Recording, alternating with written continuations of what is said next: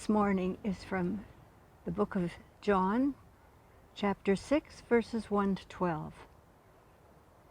Sometime after this, Jesus crossed to the far shore of the Sea of Galilee, that is, the Sea of Tiberias, and a great crowd of people followed him, because they saw the signs he had performed by healing the sick.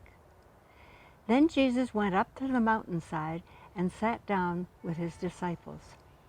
The Jewish Passover was near. When Jesus looked up and saw a great crowd coming toward him, he said to Philip, "Where shall we buy bread for these people to eat?" He asked this only to test him, for he already had in mind what he was going to do. Philip answered him, "It would take more than half a year's wages to buy enough bread for each one to have even a bite." Another of his disciples, Andrew, Simon Peter's brother, spoke up. "Here is a boy with 5 small barley loaves and 2 small fish, but how far will they go among so many?" "Have the people sit down," Jesus said. There was plenty of grass in that place, and they sat down. About 5,000 men were there. Jesus took the loaves, gave thanks, and distributed to those who were seated as much as they wanted, and he did the same with the fish. When they all had had enough to eat, he said to his disciples, "Gather the pieces that are left over. Let nothing be wasted." This is the end of the lesson.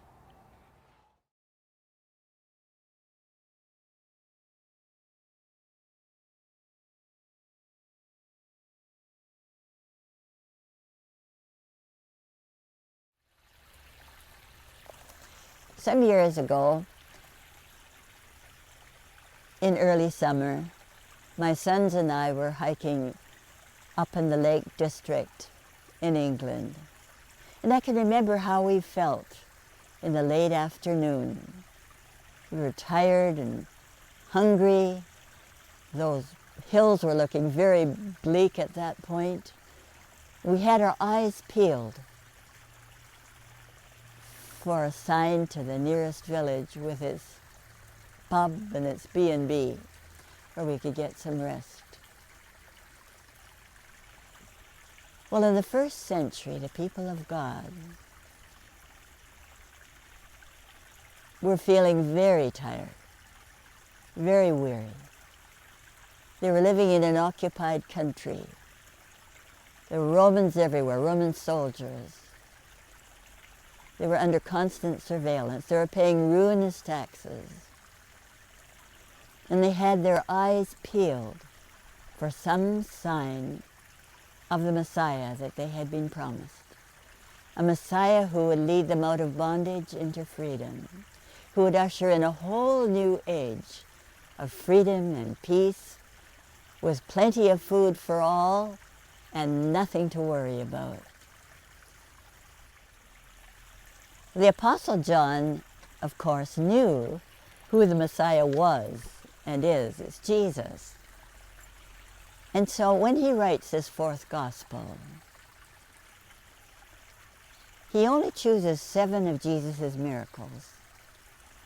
And he sees them as signs, signposts, pointing to the Messiah. And the 4th of those signs, those signposts, is the feeding of the 5,000 that we want to talk about today. And we'll talk a little bit about the 5th as well. So on this particular occasion, Jesus and his disciples are getting pretty tired too. People have been flocking around, masses of people, because Jesus is healing people, just as the Messiah said he would do. And they don't get any rest day or night, can hardly even eat their meals, because they're being so mobbed with the crowds. But it's time for a rest. So Jesus takes his disciples off in a boat across the Galilean lake to the hills on the other side. And they're going to have a lovely day up in the hills on the soft green grass, just being with one another maybe having some time to pray together. And they're all settled in, having a lovely day, when Jesus looks along the shore and he sees, oh my, thousands of people coming towards them. They've walked all around to the far end of the lake. They're tired, they're hungry. All they can think about is spending some time with Jesus. And Jesus looks at them. They're like sheep without a shepherd. He has compassion on them. And he turns to Philip, who's next to him, and he says, now where are we going to buy bread for all those people? I think he says that with a twinkle in his eye because he knows perfectly well what he's going to do. Philip says, beats me.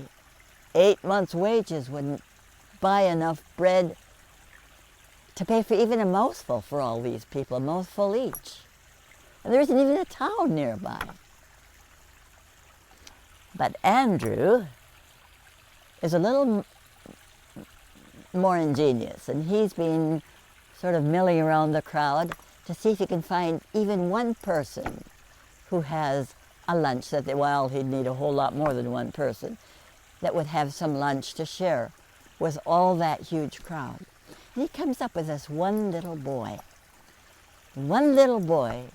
with 5 little barley loaves, little barley buns must be about that big, and 2 little pickled fishes. That little boy is willing to offer his lunch to Jesus. Andrew says, what is that little bit of food for all these people? Well, it's enough. Jesus has the disciples seat the people on the grass, recline if they want to, like a whole huge flock of sheep around Jesus the shepherd. And look what he does. He takes the bread and he first gives thanks. He breaks the bread and he gives it to the people. Does that remind you of anything? And it's enough. He does the same thing with the fish. And everybody has enough. There's plenty, and there's lots left over. And he has his disciples pick up the fragments, and nothing is ever wasted. With Jesus, nothing is ever wasted. You have 12 baskets full when they're all finished. So then all these people, as they're gathered in their groups of 50 or so, begin to think, begin to remember. You know, this is Passover time. Actually, that's why there's so many of them. A lot of them are on their way to Jerusalem to the feast of Passover to commemorate the freeing of the people of God from their slavery in Egypt. And their voyage, their long trek through the desert. And all the way through, God feeds them with manna every day. There's always enough. You know, come to think of it, Jesus has just fed us with a magnificent feast out of one little boy's lunch.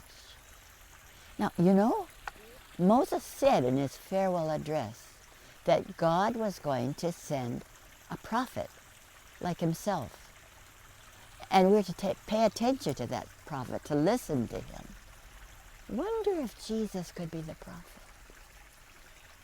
And you know what? Jesus heals people. Like the prophet said the Messiah would do.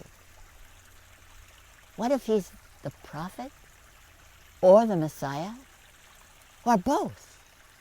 Let's crown him king. Oh, let's crown him king. He'll free us for sure from Roman bondage. and he'll usher in a new era of freedom and peace, like God promised. Let's grab Jesus and make him king. Well, Jesus catches wind of what's happening. And he takes his disciples down to the lake shore, makes them get into a boat. Mark says he compels them into the boat, tells them to get going. He'll meet them later on the other shore, and he himself takes off into the hills and hides himself. Why? Why would he do that? Isn't the time ripe for a Messiah? Isn't the time right for the people to be released from bondage to the Romans? Isn't the time ripe for the kingdom? It's like a promise that's made and then just grabbed away at the last minute. You ever had an experience like that? Seems as if God has promised something and then it's just jerked away. Often those seemingly unfulfilled promises have to do with deep longings, something very precious to us. A marriage, a child, a healing of someone we love or maybe ourselves. And it seems as if God is fulfilling that promise, and suddenly it isn't. Now, when that happens, we can respond by trying to force the promise. And that's what those people did on the hillside that day in Galilee. They tried to force God's promise. The time was ripe, they thought. Now, that's exactly what Abraham and Sarah tried to do years and years before that. God had promised them a son. There wasn't any son for years and years and years. And so they tried to help God along. And they enlisted Hagar to produce a son with Abraham. And it worked. But the results were really bad. And they continue to be troublesome. That's what those people on the hillside tried to do. Force a promise of God. But it didn't work. That doesn't mean that God's promise is unfulfilled. There was something crucial that had to happen first. Jesus, the Messiah, had to win a massive cosmic battle against the forces of darkness on the cross and come out the other side. And 2,000 years later, we're still waiting. The promise still stands. The kingdom will come. Those people will see it, and so will we. In the meantime, he's called us to continue to pray, your kingdom come, with the assurance that Jesus is with us, will never, ever leave us or forsake us. It's a promise. Though sometimes he will make his presence known in ways that are quite surprising. And that was what happened that very night on a rough sea to disciples that were scared out of their wits. Jesus came. He was present to them. We'll talk more about that next Sunday. Amen.